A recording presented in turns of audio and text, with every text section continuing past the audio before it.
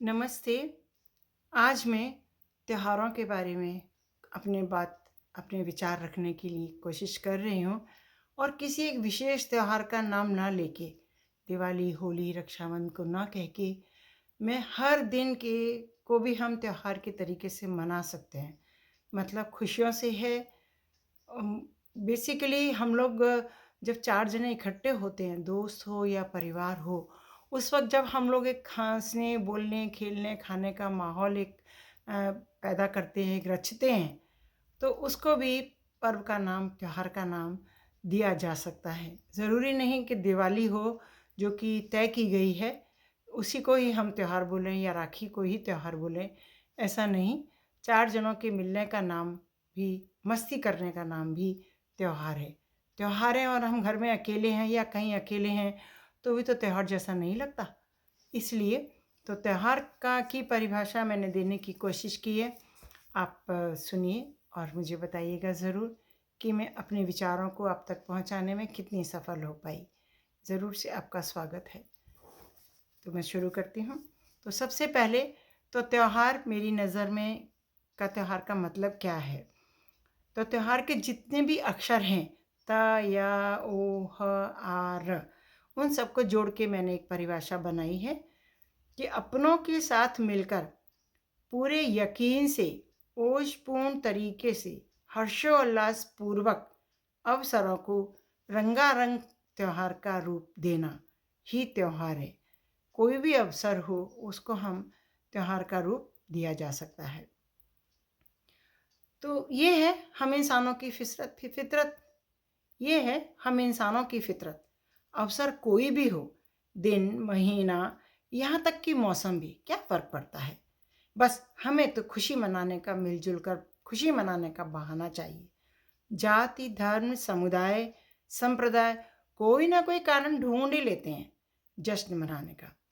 फिर चाहे फसल की कटाई हो या कि नवांकुर की मुंह दिखाई। कोशिश करिए समझने की कि जनवरी से लेके पूरा साल आता है और नवांकुर माने बीज को रोपते हैं या कि नया बच्चा पैदा होता है। तो कोशिश किए कि हर महीने के त्यौहार करीब करीब मैं ला सकूं। फिर भी तो फिर चाहे फसल की कटाई हो या कि नवांकुर की मुंह दिखाई, किसी की बेटी की विदाई हो या फिर नववधु की पगधराई, कृष्ण का जन्म हो या रावण दहन, कृष्ण का जन्म हो या कि रावण दहन, माताओं का आवाहन हो या शिव गौरा का ब्याह, यहाँ तक कि प्यार करना हो तो भी हम उत्सवीय तरीके से करते हैं। वैलेंटाइन डे मनाते हैं ना, यहाँ तक कि प्यार करना हो तो भी हम उत्सवीय तरीके से करते हैं। भाई बहन का बंधन बांधना हो या पति की लंबी उम्र की कामना, गाय तो गाय, उसके गोबर को भी पूजनीय बना के गोवर्धन का नाम दे डाला। और बताओ, नाग को दूध पिलाना हो तो नाग पंचमी का बहाना निकाल लिया। यहाँ तक कि बासी खाना भी खाने योग्य होता है। बचा हुआ खाना, बासी खाना भी खाने योग्य होता है। उस बात को सिद्ध करने के लिए बसौड़े का नामकरण कर दिया।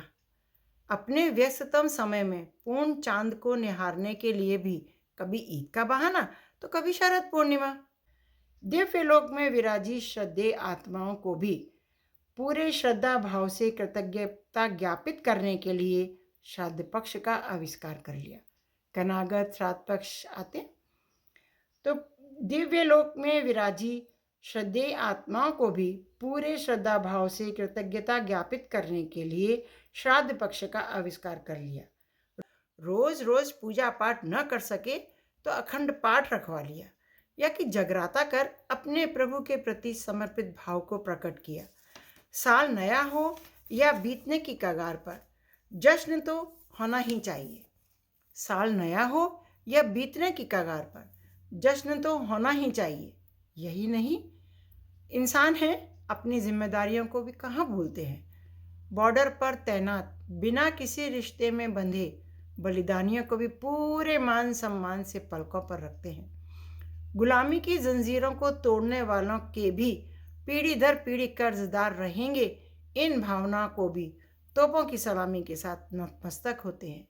आशय ये है कि उस प्रभु के जिसने मानव रूप देकर पृथ्वी पर आसन दिया, उसके प्रति अपनी कृतज्ञता ज्ञापित करने के लिए कण कण में त्योहार को रोप, उसके बीज से फलने फूलने तक का जश्न बड़े ही हर्षोल्लास से मनाने का मतलब त्योहार है। उसके बीज से फलने फूलने तक का जश्न बड़े ही हर्षोल्लास से मनाने का मतलब ही त्योहार है। मिट्टी है, पेड़ पौधे हैं, जीव जंतु हैं, इंसान हैं, मृत आत्माएं हैं या कुर्बानी देने वाले हमारे पुरखे, सभी के लिए किसी न किसी रूप में हम प्रभु की कृतज्ञता ज्ञापित होते हैं।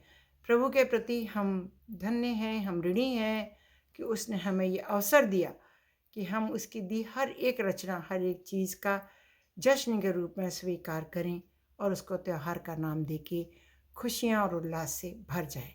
यही मेरी भावना है। उम्मीद करती हूँ आप सब तक मैं अपने विचार रख पाई होंगी। तो मेहरबानी कर, कृपया कर आप मुझे ज़रूर अपना आशीर्वाद दीजिए। शुक्रिया, बहुत बहुत शुक्रिया, धन्यवाद।